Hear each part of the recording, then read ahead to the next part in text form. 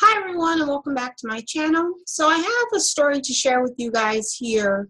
It is another evil albinoid acting in the behavior that they act in. The reason why I want to bring you guys these stories is because I need you guys to realize that it has nothing, their behavior, the behavior of these evil Caucasoids that are running around terrorizing, murdering, being drug dealers, using heroin and meth and acting like savage thugs. It doesn't have anything to do with your behavior. It doesn't have anything to do with you. This is who they are. This is what they do. And the reason why we need to see this, we need to understand who we're up against, understand who the true terrorists are, and we need to be able to prepare ourselves and you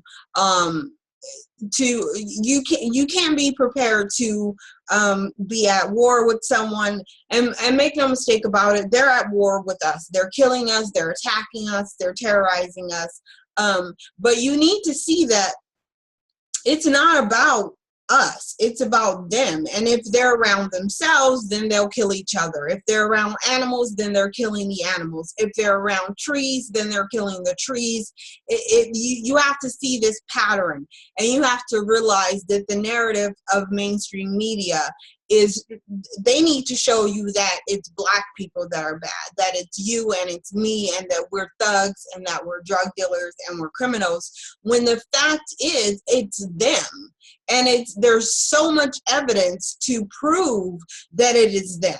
It's overwhelming. It's like when I go through stories, there's so many different stories about them behaving in horrific ways, whether it is to another person of black descent, whether it is to their relative, whether it's just them. They're always doing something.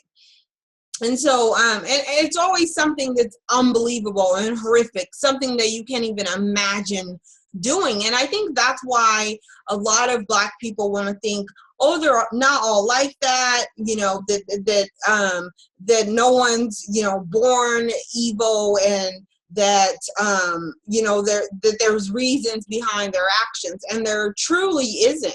I mean, what would be a reason to kill your 4-year-old nephew with an axe? Like, what reason could justify that? There is no reason. There's the fact that they get a thrill out of killing. There's that. There's the fact that there's a total disregard for life in general. Total disregard, whether it's a person's life or an animal's life or a tree's life. There's a total disregard. Blanket it doesn't matter. They don't care. And so that's why we need to study them. We need to know them, and the true them, not the fantasy that they try to paint of who they are. That's this overcompensation of we're strong and we're kings, and now they're the ancient Egyptians. It's just this constant head game that they try to play with everybody else, and in reality, their tightwad round story of who they are, it's unraveling, and it's unraveling at a really quick speed, and we really need to see it. And if we don't wake up in time to see who they truly are, if we don't wake up in time to realize that prayer and forgiveness is not something that works in this situation, then we're going to perish. That's just what's going to happen. Because we can't sit idly by and constantly watch them kill us, constantly watch their terrorist attacks, their labeling us as thugs, and as now gangbang. Now we're all gangbangers. Now all black men. Now you're in a gang, and it's like you don't have to have any gang affiliation. They just assign one to you, and then they lock you up. If we don't wake up in time, we're going to end up either all in a gas chamber, back on plantations, or in some prison somewhere. We have to wake up, and we have to realize who we are up against. Okay, and we're not voluntarily being up against them. We're not voluntarily saying, oh, I want to, be at war with evil albinoids. We don't have a choice. You don't have an option. You're not given that option. For some reason, we have all these Black people thinking that they have all these options. You have, you can just sit it out and say, well, let's just try to be on the same grounds and the same mindset as these albinoids, and that is not an option. You don't get to do that. I don't want to be at war. I don't want to know that these people are evil and terroristic and violent, but everything in history backs it, all the way up to today, all the way up to this very moment. They have proved that they're violent. Okay, they have proved that they have a total disregard for human life, whether it is a child. This is a 4-year-old child. What kind of danger could this 4-year-old child have put on this grown man? What kind of, how could he have felt threatened by a 4-year-old? He didn't feel threatened by this 4-year-old. He wanted to kill someone, so he killed the 4-year-old because that's the closest thing to him. You need to realize this. Let's get into this story. And it's irritating because there's not really much information on it, but let's see what we can figure out. It's like 5 years later when my computer loads.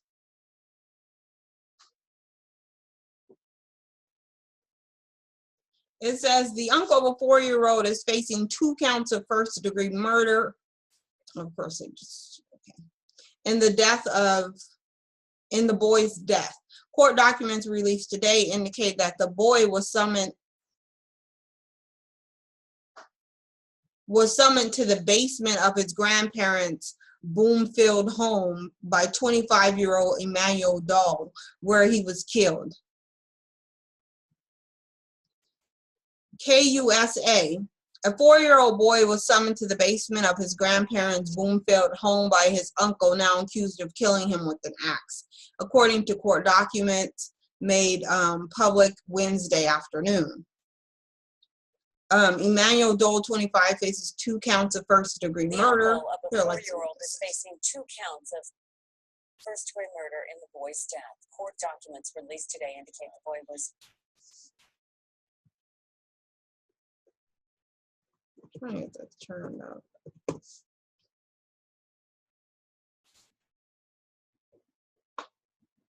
I'm gonna have to close these 2 down because, oh great, sorry guys, I just killed the whole thing.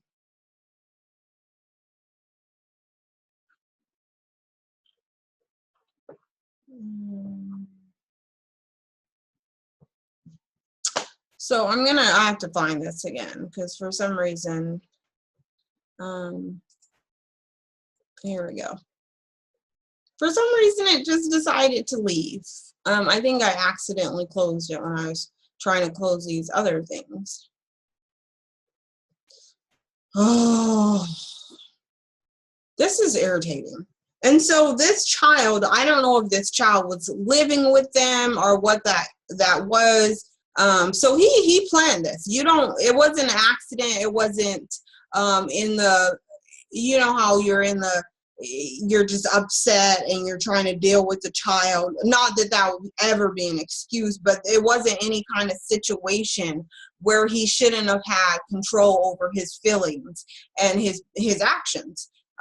He clearly just wanted to kill this child. Emmanuel Dole faces 25 faces 2 counts of first-degree murder, one alleging that he killed the boy after deliberation, and alleging that he was in a... The uncle of a 4-year-old is facing 2 counts of first-degree murder in the boy's death. Court documents released today indicate the boy was... grandparents' home in Broomfield by 25-year-old Emmanuel Dahl. where he killed him. The boy's mother is Dahl's twin sister. Police say they have received 14 calls from that house since March of 2016. One call was for harassment, one was a welfare check, a few were assisting a citizen, and 2 were medical calls. We also learned from police records that Dahl was once arrested for assaulting his mother. He pleaded guilty to a single count of third-degree assault and was sentenced to a year of probation. He was arrested again. Oh. I thought she was saying that for the murder. I'm just like, are you kidding me? 2016 for allegedly breaking windows in an apartment complex. He's scheduled to be in court again on Friday. So clearly he has a history of terroristic behavior. This is what he does. This is who he is. And that's just that. They ignore the behaviors of other Caucasoid demons. They know what they're doing and they ignore it because that's who they are. And it doesn't fit their narrative. This isn't what they want to punish. This right here is, and I tell you, this is the face of evil. This is the face of terrorism. It's nothing to do with anyone with any kind of brown skin. This is it. And whether you want to get that through your head or not is up to you. But it's really dangerous for us to even think that we can just sit down and get on the same page with these people. It hasn't worked. It's not going to work. I'm in agreement with Cynthia G on us being separated from them. I think that would be the best right now. Just segregation. You guys go back to Europe and we'll go ahead and stay here, considering we built America. This is our country. So yeah, if we can just get them to all voluntarily or even forcefully get them to just go back to Europe. I think the segregation and just having some breathing time away from them, giving us the time to build our culture and build who we are, that's what we need to do. I'm going to go ahead and finish reading this, okay? The boy's mother is Emmanuel Dahl's twin sister, according to court documents and public records previously obtained by 9 News. According to the affidavits for the arrest and search warrant, the boy's grandparents, identified as Joseph and Charlotte Dahl, picked him up at his mother's home and returned to their house in Bloomfield at 8:30 on April 27th. For the time, the boy played with his grandmother in the main living room. Joseph Dahl told investigators that Emmanuel, who lives in the house, went to the basement and a short time later asked the boy to join him. And so they should be being prosecuted too. Clearly, they knew that this savage, evil albinoid had evil intent. They said they've called the police on him before. He was doing other terroristic behaviors, and yet they let him call a 4-year-old down to a basement. That's pretty suspicious right there. Charlotte Dahl told investigators that around 9 a.m. she heard loud noises coming from the basement and yells downstairs to Emmanuel to ask him what's going on. Nothing, Emmanuel Dahl replied, according to the documents. After Emmanuel Dahl went outside through a back door and then returned, Charlotte Dahl went downstairs where she found the boy dead on the floor.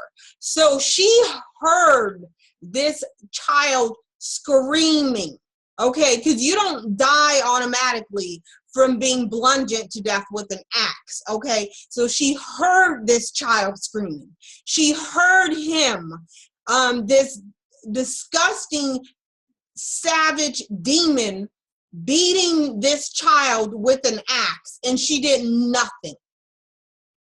Okay, she did nothing. She wants to call down and say what's going. You are responsible for a child that you brought over there.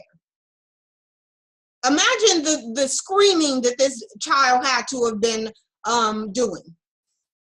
Joseph Dahl called 911 around 9:38, reporting that his son had killed his grandson with an axe in the basement of his home, located on the 42 block of West 136th Avenue. The first Bloomfield officer arrived on the scene within minutes of being dispatched and found the boy dead inside the home. They took Emmanuel Dahl into custody after encountering him in the backyard of the home. According to records, Bloomfield police had been called to the home 14 times since March. So within a year, 14 times. That's a lot of police going. Imagine this household, okay? Because I don't know anyone's household that the cops are called out 14 times. If the cops come out to a black person's house one time, chances are they're killing somebody. But this person they get 14 times. But there's no white privilege. There's no white privilege. But the police came out 14 times and nothing. No one's arrested. No one's shot. No one's dead. This is sick. Bloomfield's official refused to release information about 6 of the calls. Of course, citing the law that protects records of mental health treatment. Okay, but it doesn't protect his behavior and what they were called out for. So that's just not even true. Emmanuel Dole himself had severe prior run-ins with the law, including in December 4th, an incident at the Bloomfield's home where he allegedly assaulted his then 58-year-old mother in a fit of anger. But they allowed him to take a 4-year-old down to a basement. Why are the grandparents not in jail? Why isn't the mother in jail? Because you're putting a child in a dangerous situation knowingly and willingly, and you're not in jail. After he was confronted by the officers, Dahl said that he was bothered that his mother was walking around the house partially naked. Okay. It was disgusting, so I slapped her in the back of the head, he told the officers, according to court documents. Why are you at her house? He pleaded guilty to a single count of third-degree assault and was sentenced to 1 year of probation. Okay, so you see what white privilege gives you. Okay, if you are a Caucasoid, you can go around doing pretty much anything you want to. You can assault your mother, the police can come out 14 times in 1 year, and you're good. You get to go kill a baby now. Doe was arrested again on April 13th of 2016 in Bloomfield after he was alleged to have broken windows in an apartment complex in the somebody else's block, whatever. In that case, he pleaded guilty to a criminal mischief charge and was obstructing a peace officer and was placed on probation again, which means nothing. Nothing happened to him. He's already on probation. He had 2 prior arrests for marijuana possession in 2010 and 2011. Doe was scheduled to be in court again on Friday. A preliminary hearing is scheduled for July 14th. So what they're telling you is a evil albinoid terrorist was running around terrorizing just like they do all the time, had huge lists of doing it, and they do nothing to them. And they want to tell you about statistics and, oh, well, black people are charged more with crimes. Yeah, you think, because clearly if you're an evil albinoid, you're not charged with any crimes. And that's what you need to realize, black people. You need to learn the game. Okay, if we don't learn the game, we're gonna be back on a plantation somewhere. Not me. I'm not. That's not me.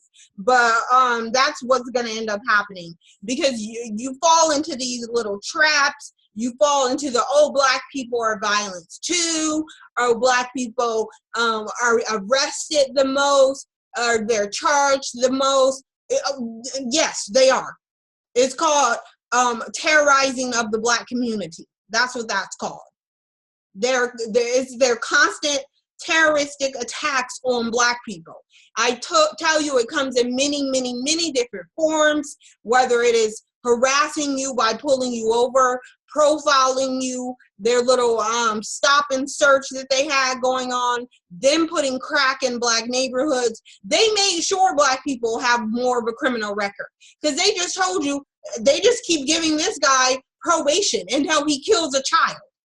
And I assure you, they're going to come up with some kind. They already laid the playing field for the mental health excuse. They've already done that. Okay, the grandparents should be arrested, because there's no way you knew he was violent. You knew that because he hit you. He attacked you. You knew he was a violent person. You knew he was a demon. You knew he was evil. You knew he was constantly getting having contact with police, and yet you let him call a 4-year-old child down to a basement and axe him to death. And you tell me that, oh, I heard noises, but I didn't know that he was killing the child. Give me a break. They knew exactly what was going on. They probably allowed him to make some kind of sacrifice of this 4-year-old child. This is disgusting, and it's very, very upsetting, not because of anything, but the fact that, this is a child. No child deserves to be treated this way. I don't care what race, what this kid looks like. There's nothing that a 4-year-old can do to deserve to be axed to death. He is a baby. This is disgusting. It's disgusting. This is the face of terrorism. You guys need to let it burn into your retinas until you realize what's really going on. I'm just getting really upset right now. Like, literally, I can feel my head and my brain tingling. So I'm going to end this on that note. Let me know what you guys think. This is getting out of control, guys. It's out of control, and we need to just ring it in, because this is not right. Okay. Thank you guys for watching this video. Please like, comment, and subscribe. Share the video. We need to get these stories out, get them out, and get them out. Thank you. Bye.